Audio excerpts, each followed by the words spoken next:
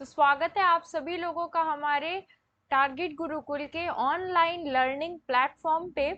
आज हम लोग कॉर्पोरेट अकाउंटिंग का जो यूनिट 1 है, पूरा कोशिश करूंगी मैं कि इसको मैं खत्म करूं विद एमसीक्यू। जैसे कि आपको मालूम है, 20 से आप लोगों के एग्जाम शुरू हो जाएंगे। कुछ लोगों के पहले शुरू होंगे, कुछ लोगों के बाद में शुरू होंगे। लेकिन तैयारी एक ऐसी चीज है जो कि पहले से ही सबको करनी चाहिए। तो हमें क्या है, अब ये टाइम है, it's time to revise everything.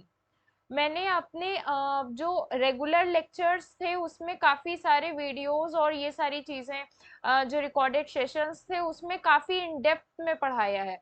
अभी मेरा ये टारगेट रहेगा आप लोगों के लिए कि मैं आपको एमसीक्यू के साथ साथ एक कॉन्सेप्ट तो रेडी करा दूं। फॉर एग्जांपल, मैंने अगर आपको लेट्स से 20 एमसीक्यू कराए, तो इट मीन्स 20 अलग अलग कॉन्सेप्ट आपके रेडी हो जाएंगे।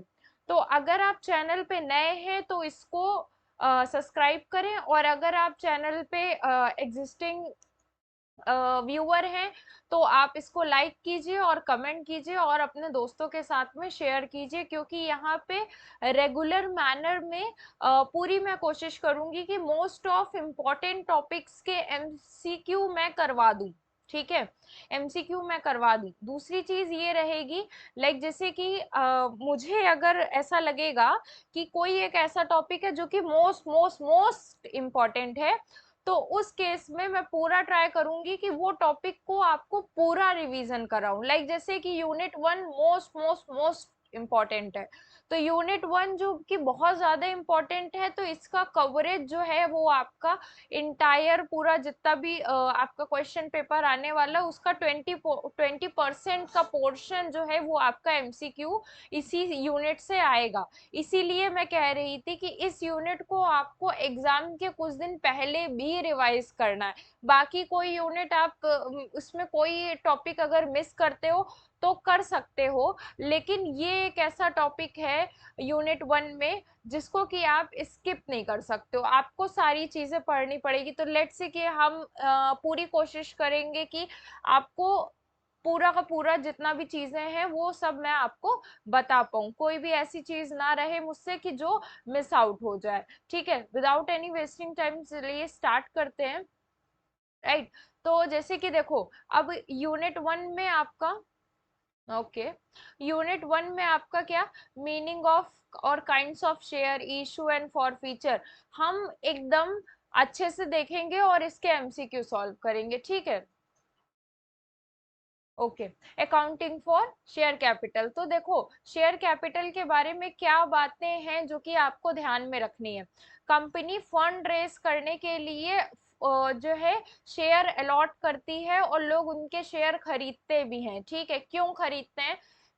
जैसे कोई भी एक बिजनेस होता है, कोई भी बिजनेस होता है तो वहां पे मनी का रिक्वायरमेंट होता है, और जब मनी बहुत सारे लोगों से चाहिए होता है तो हम क्या करते हैं, अलग अलग शेयर होल्डर्स बुला लेते हैं। और बिजनेस में जैसे ओनर होते हैं, वैसी कंपनी में क्या शेयर होल्डर्स होते हैं, वो ओन करते हैं शेयर, तो वो ओनर्स कहलाते हैं। ठीक है, तो आपके शेयर होल्डर्स कैसे हो सकते हैं? मे बी हो सकता है वो इक्विटी शेयर होल्डर हो, और मे बी हो सकता है वो प्रेफरेंस शेयर होल्डर्स हो। ठीक है, तो आपने क्या करना है कि ये आपको सिनेरियो पता चल गया, फंड कैसे रेस कर सकते हैं। या तो वो शेयर इशू कर सकते हैं, या तो वो डिबेंचर इशू कर सकते हैं।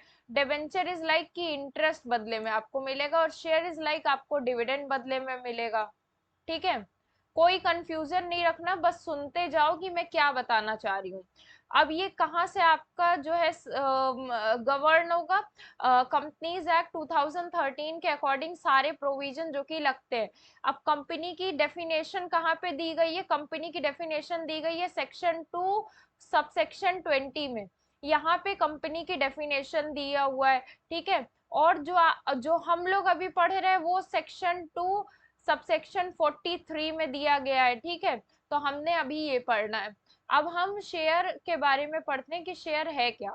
तो सिंपली जो शेयर होता है वो छोटे छोटे टुकड़ों में डिवाइड होता है। लाइक जैसे कि मैंने बोला कि शेयर की जरूरत है अभी, तो हमें क्या, कंपनी में मनी की जरूरत है। अब वो कितने लोग खरीदते हैं, लेट्स से एग्जांपल के तौर पे मैं बताती हूँ कि मुझे अभी जरूरत है, ठीक है, पैसे की, और मैंने कंपनी खोल रखी है, तो मैं अपने ओनर्स के पास में जाऊंगी, जो भी एग्जिस्टेंस ओनर है उनसे कहूंगी कि मुझे जो अमाउंट है वो चाहिए, एक्स्ट्रा अमाउंट चाहिए।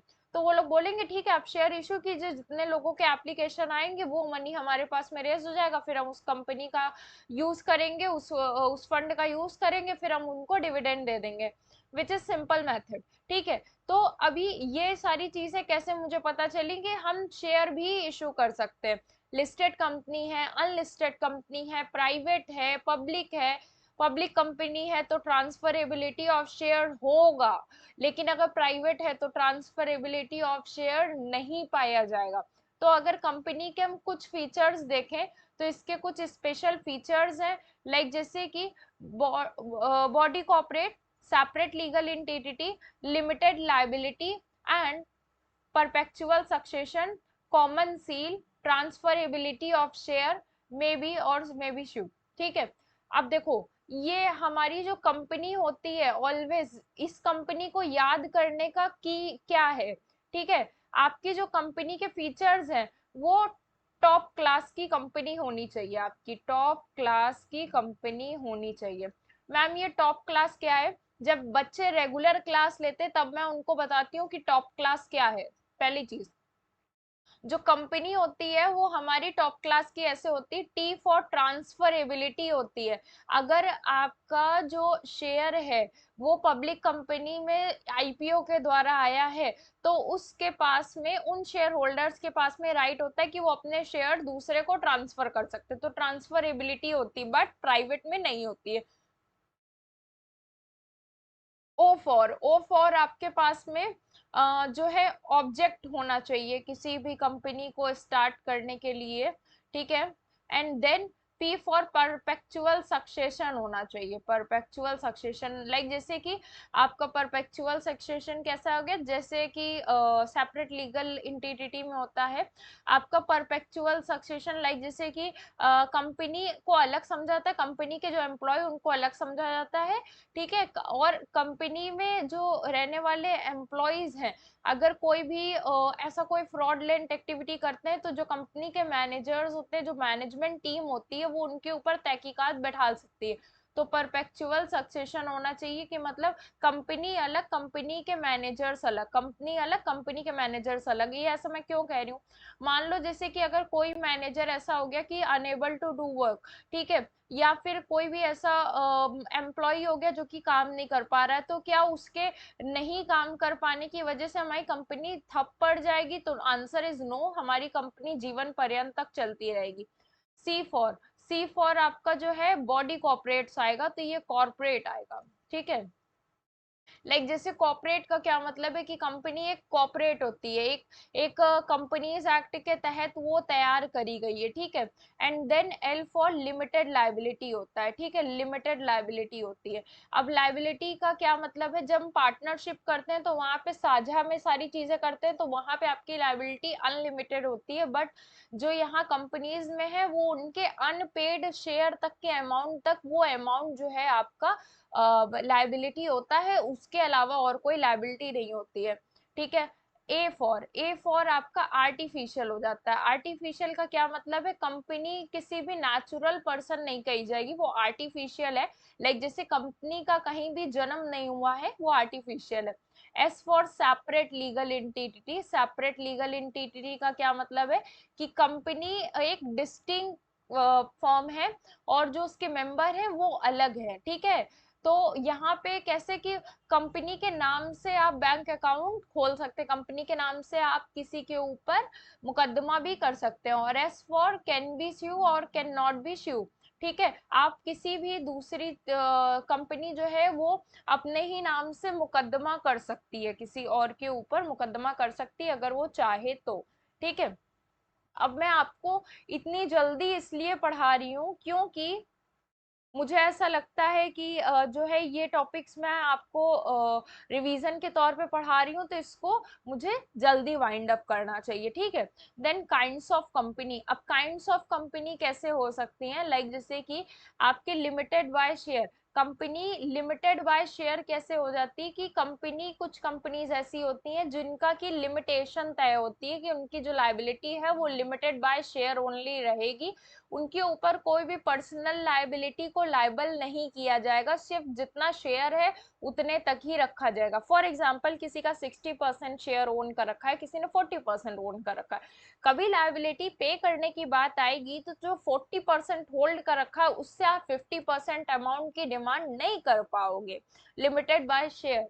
नेक्स्ट देखते हैं, लाइक जैसे कि companies limited by guarantee, like limited by guarantee का क्या मतलब है, अब देखो ध्यान से समझो, जो लिमिटेड बाय गारंटी है ना, वो आपका किस तरीके से काम कर रहा है, लाइक जैसे कि आपका लिमिटेड है, ठीक है, लिमिटेड बाय गारंटी है, इसको ऐसे समझ लो कि हमने पहले के टाइम पे गारंटी दी कि जब भी कंपनी वाइंड अप होगी तो उतने टाइम पे, वाइंड अप के टाइम पे जितना गारंटी किसी मेंबर ने दे रखी है बस वो उसी तक रेस्ट्रिक्ट है, उसके अलावा उसको बियॉन्ड कंट्रीब्यूशन के लिए आप नहीं बोल सकते। And unlimited company, unlimited company का कोई भी एग्जिस्टेंस अब यहाँ इंडिया में नहीं बचा है, अलग अलग जगह पे होती है लेकिन इसको प्रेफरेंस नहीं दिया जाता है, because no one wants to open unlimited company, ठीक है।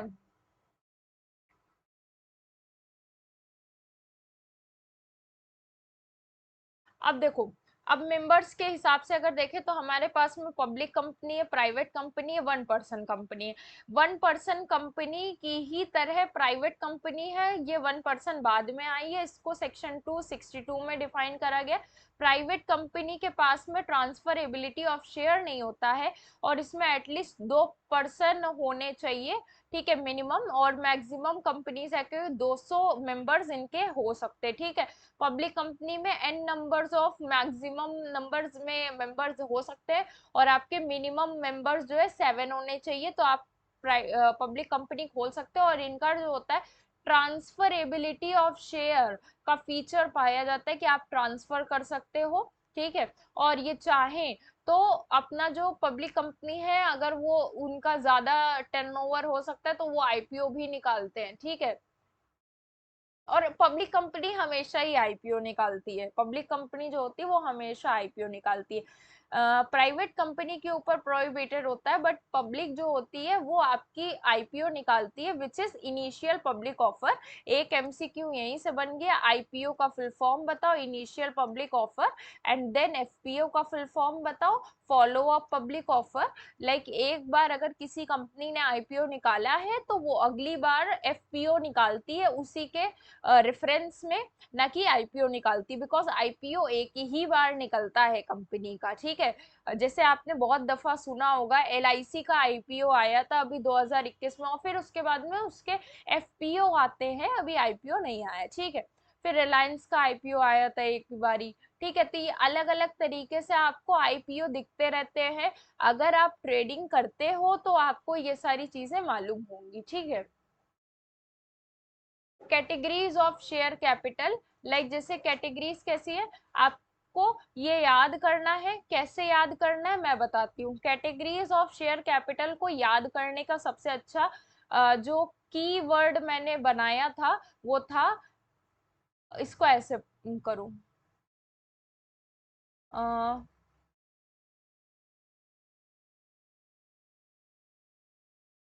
देखो यहाँ पे अगर मैं लिखूं, यहाँ पे आई लर्न शेयर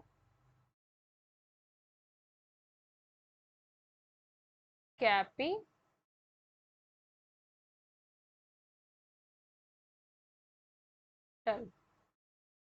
ठीक है, आई लर्न शेयर कैपिटल। अब देखो आई फॉर क्या हो गया, इशूड हो गया, ए फॉर ऑथराइज हो गया,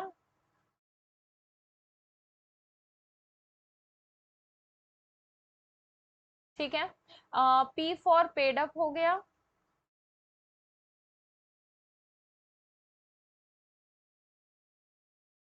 आई से कुछ भी नहीं है क्योंकि हमने यहाँ पे आई को कंसीडर कर लिया है, ठीक है, हमने इसको याद करने के लिए लिखा है। एंड देन हमारे पास में जो एल है उससे भी कुछ भी नहीं आएगा, इसको मैं इरेज करती हूँ। ठीक है, ये वर्ड आपको याद करने के लिए मैंने लिखे थे।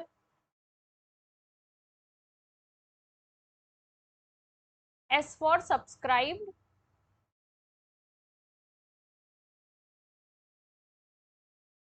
के फॉर कॉल्ड अप,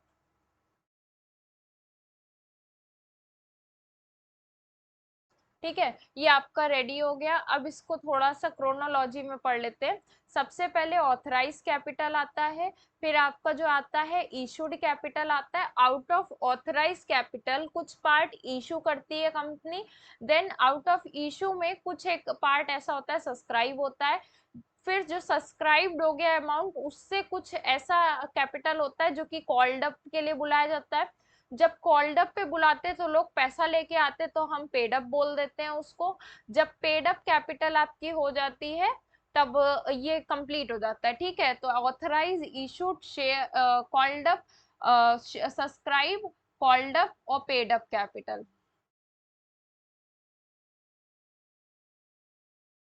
और कुछ कॉल्स ऐसी होती है कि हमने पैसा बुलाया लेकिन उन्होंने नहीं पे करा, उस केस में हम क्या करते हैं, उन शेयर को फॉरफीट कर लेते हैं, जिसको हम कॉल्स इन अरियर के नाम से दिखाते हैं और फिर फॉरफीट कर लेते हैं।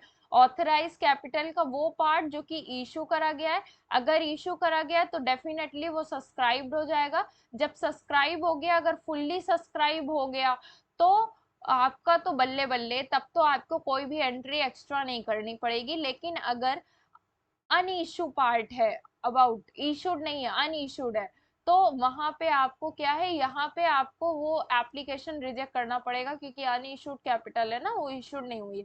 फिर उसके बाद में subscribe but not fully paid, ठीक है, अगर आपका फुल्ली पेड हो गया तब तो कोई बात नहीं, लेकिन अगर फुल्ली पेड नहीं हुआ है तो आपका डिफरेंस आता है, ठीक है।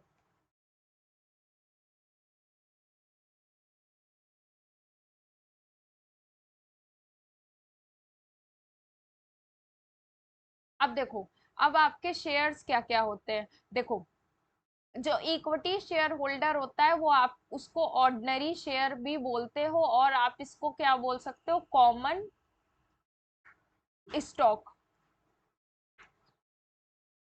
और प्रेफरेंस शेयर होता है, इसको आप क्या बोल सकते हो, प्रेफरेंस शेयर या फिर प्रेफर्ड स्टॉक, क्योंकि शेयर को, बहुत सारे शेयर को जब हम साथ में मिलाते हैं तो हम उनको बोलते हैं स्टॉक, ठीक है, स्टॉक।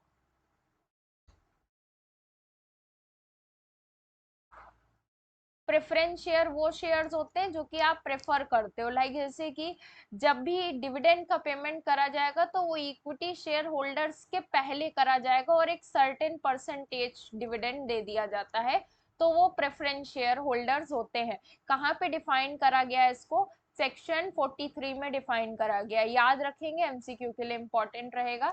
वहीं अकॉर्डिंग टू सेक्शन 43 अगर हम देखें तो equity share holder is share which is not preference share, ये वाली डेफिनेशन याद रखेंगे, एमसीक्यू में पूछी जा सकती है, ठीक है, ये याद रखेंगे आप।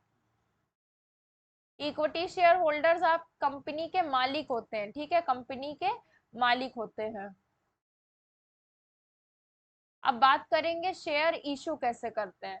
तो शेयर इशू कैसे करते हैं, सबसे पहले कंपनी क्या करती है, प्रोस्पेक्ट इशू करती है, जिसमें कि वो एक इनविटेशन होता है पब्लिक को कि यहाँ पे इनका आईपीओ आने वाला है।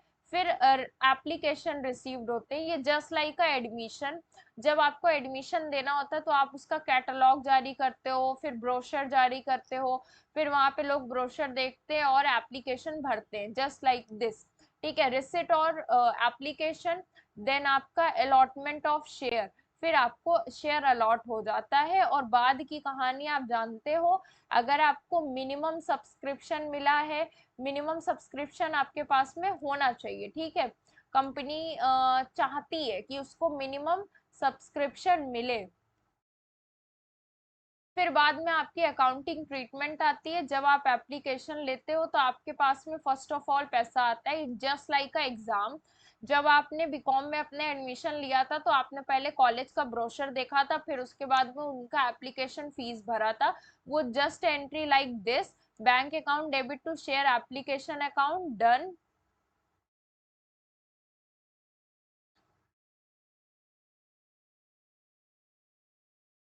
एंड देन एप्लीकेशन मनी जब ट्रांसफर होता है, आपने एक बहुत, मैंने बोला ना सबके शेयर को मिला करके आपका जो है स्टॉक बन जाएगा, ठीक है। तो आपने वो कैपिटल, उसको कैपिटल में डाल देते हैं, बहुत सारा मतलब छोटा छोटा पैसा मिला के कैपिटल, ठीक है। तो आपने कैपिटल के लिए एंट्री करी, share application account debit to share capital. फिर मनी, अगर मान लो मेरे पास में एप्लीकेशन बहुत ज्यादा आ गए तो हमने उनको रिजेक्ट कर दिया, तो एंट्री जस्ट रिवर्स, वहां पे हम बैंक डेबिट कर रहे थे, यहाँ पे हम बैंक क्रेडिट कर देंगे, just like that. Share application account debit to bank account, and then for amount due to allotment, share allotment account debit to share capital account. ये मैं जल्दी जल्दी इसलिए पढ़ा रही हूँ क्योंकि रेगुलर क्लास में हम लोगों ने बहुत अच्छे से सारी चीजें पढ़ी थी, ठीक है। तो मैं आपको ये रिवीजन करा रही हूँ, तो होप आप लोग सही तरीके से पढ़ लोगे।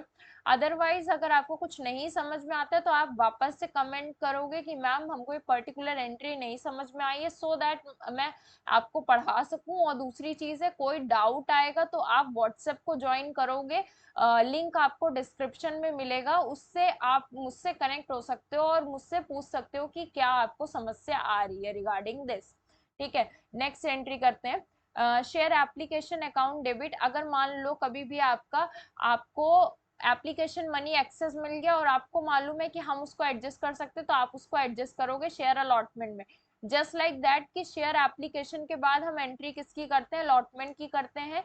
तो जब हम सेकेंड स्टेज पे आएंगे तो हम उनको एडजस्ट कर देंगे। फिर अगर आपने एडजस्ट कर दिया तो bank account debit to share allotment account, उनसे पैसा ले लीजिएगा। अगर आपने पैसा ले लिया है तो आप इसको कंबाइन एंट्री भी कर सकते हैं, जस्ट लाइक दैट।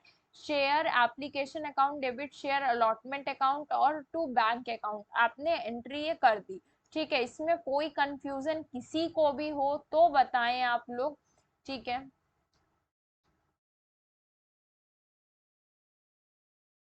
अब बात करते हैं इसके बाद क्या आता है आपका, अलॉटमेंट आ गया, ठीक है। अलॉटमेंट आने के बाद में आप कॉल की एंट्री करते हो। देखो, जब आप मनी रिजेक्ट करते हो तो ये एंट्री आपकी बन जाती है, ठीक है।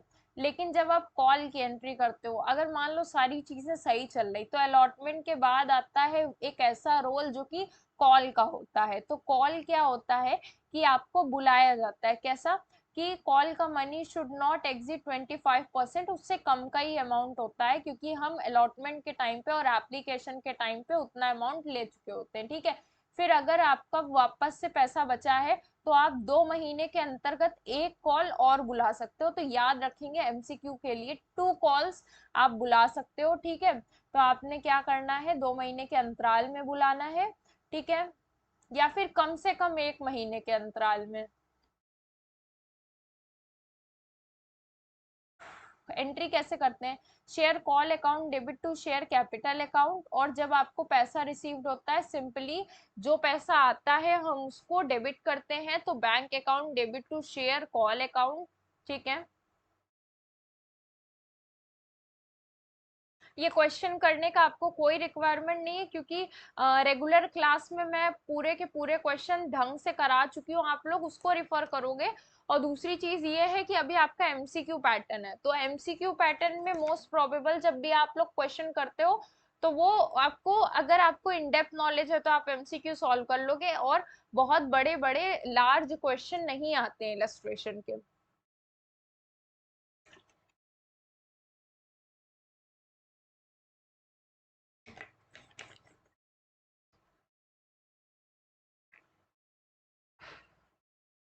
कॉल इन अरियर क्या है, कॉल इन अरियर का मतलब है कि आपका पैसा मंगाया गया था शेयर होल्डर से, बट किसी रीजन की वजह से आपका जो शेयर होल्डर है वो अमाउंट को पे नहीं कर पाया, जिसकी वजह से हमने उससे मांगा लेकिन वो नहीं दे पाया, तो वो कॉल इन अरियर, या हम इसको अनपेड कॉल बोलते हैं। अब इसकी एंट्री होती है जो कि हम कॉल के साथ कर देते हैं। लाइक जैसे कि अगर हम लिखें तो इसमें एक अकाउंट खुलता है कॉल इन अरियर अकाउंट, जिसमें कि लिखते हैं हम calls in arrear account debit to share capital to share call account to share second and final call account, ये हम एंट्री करते हैं। ठीक है, जब हमें पैसा मिलता है तो हम उनसे इंटरेस्ट चार्ज करते हैं। क्यों? क्योंकि जब भी कभी भी हमको किस्त देनी है, हम उस पर्टिकुलर डेट पे किस्त नहीं दे पाते हैं तो हम उसमें इंटरेस्ट देते हैं, उनको इंटरेस्ट देते हैं। ठीक है, इंटरेस्ट देने का जो अमाउंट है वो टेबल एफ में होता है, 6% का इंटरेस्ट लगता है। Bank account debit, calls in arrear और इंटरेस्ट अकाउंट। ठीक है, कॉल्स इन एडवांस का क्या मतलब है? लाइक जैसे कि अभी डेट भी नहीं आई है किस्त जमा करने की और आपने पहले ही दे दिया, ठीक है, कॉल इन एडवांस कर दिया। तो यहाँ कॉल इन एडवांस में जो रेट होता है वो सालाना 12% से अधिक नहीं होना चाहिए। इंटरेस्ट, पेमेंट ऑफ इंटरेस्ट का अमाउंट इतना ज्यादा नहीं होना चाहिए। कंपनीज एक्ट प्रोवाइड करती कितना, 12% का। टेबल एफ में ये मौजूद है ये चीज। एंट्री कैसे करेंगे? एंट्री करेंगे आप bank account debit to calls in advance.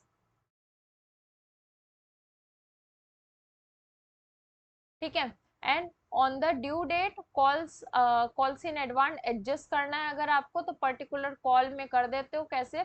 Calls in advance को डेबिट कर देते हो।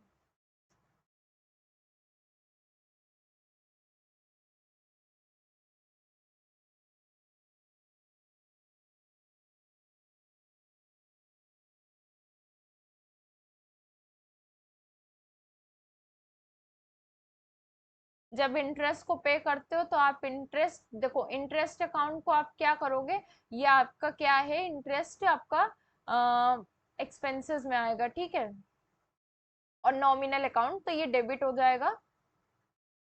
और सेंड्री क्रेडिटर्स, तो debit the receiver credit the giver, तो सेंड्री क्रेडिटर्स आपको देगा ना, तो इस वजह से क्रेडिट द गिवर, तो देने वाला कौन, सेंड्री शेयर होल्डर। ठीक है, शेयर होल्डर आपने यहाँ पे अमाउंट लिख दिया। अगर इंटरेस्ट पे करोगे तो शेयर होल्डर को पाने वाला हो जाएगा, और बैंक अकाउंट बैंक आपका जा रहा है, अमाउंट आपका जा रहा है, तो आपने ये कर दिया।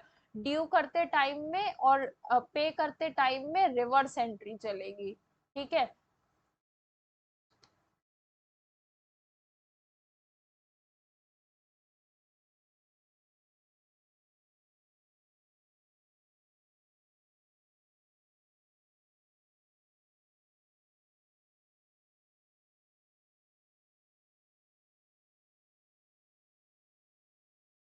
अब देखो, अब एक कॉन्सेप्ट अलग से आता है, अंडर सब्सक्रिप्शन। क्या अंडर सब्सक्रिप्शन को समझने के लिए इतना समझ लो, आपका एप्लीकेशन 10,000 हमने मांगा था जनता से, और क्या हुआ, हमें 9,000 शेयर के लिए ही एप्लीकेशन रिसीव्ड हुआ।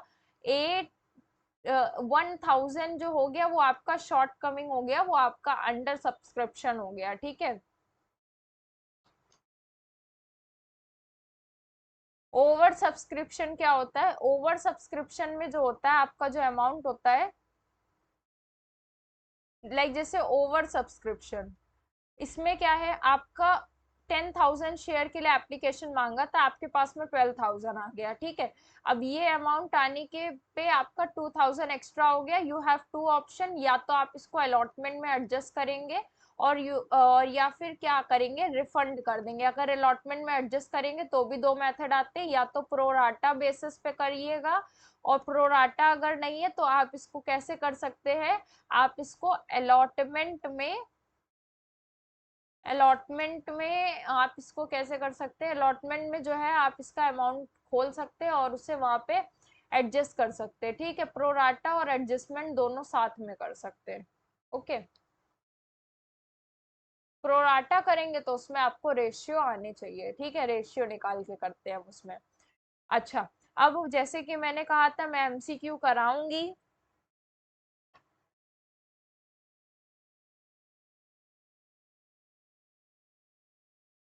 एमसीक्यू करते हैं।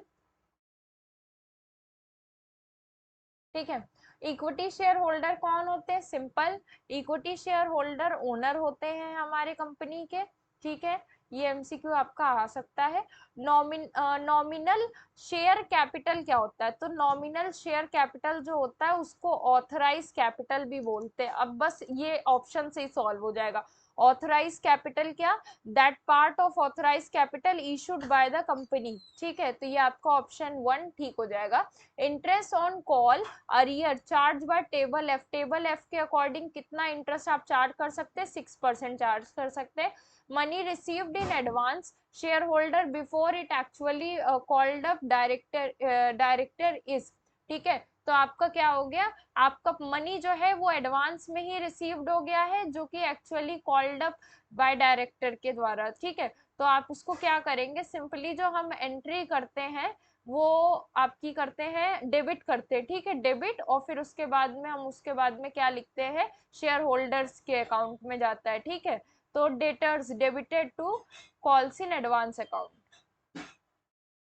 शेयर कैन बी फॉरफिटेड, वो शेयर फॉरफीचर होता है जो कि पेमेंट नहीं हो पाता। Call money, non payment of call money, तो वहां पे फॉरफिट कर लिया जाता है। ऑप्शन 1 राइट हो जाएगा, क्योंकि बाकी सारे ऑप्शन अगर हम देखें ना, अटेंड मीटिंग, मीटिंग ना अटेंड करने पे आपका शेयर क्यों फॉरफिट करा जाएगा? रीपे द लोन, इसमें भी नहीं करा जाएगा। एंड प्लेज एंड मॉर्गेज वाली बात कहाँ से आ गई इसमें, ठीक है। प्रॉफिट ऑन री issue of forfeited share transfer into, तो आपका कैपिटल रिजर्व में ट्रांसफर हो जाता है प्रॉफिट ऑन री इशू, ठीक है। बैलेंस शीट में कहाँ शोन करते हैं आप, ठीक है, फॉर फीचर अकाउंट को। तो नॉन उसको हम क्या कहाँ पे दिखाते हैं? हम उसको शेयर कैपिटल में दिखाते हैं, ठीक है। एंड नेक्स्ट टॉपिक है आपका फॉर फीचर, इसको हम नेक्स्ट सेशन में करेंगे। नेक्स्ट सेशन में इसके एमसीक्यू प्लस अगर जैसे कि चाहेंगे तो हम इसको जो है पूरा इन डेप्थ में फॉर फीचर पढ़ेंगे और फिर एमसीक्यू करेंगे, ठीक है। अभी के लिए इतना जो मैंने पढ़ाया है उसको एक बार फिर से देखना। आई नो मेरी स्पीड थोड़ी तेज थी, बट एग्जाम आने वाले हैं तो स्पीड ऐसी ही रहेगी, ठीक है।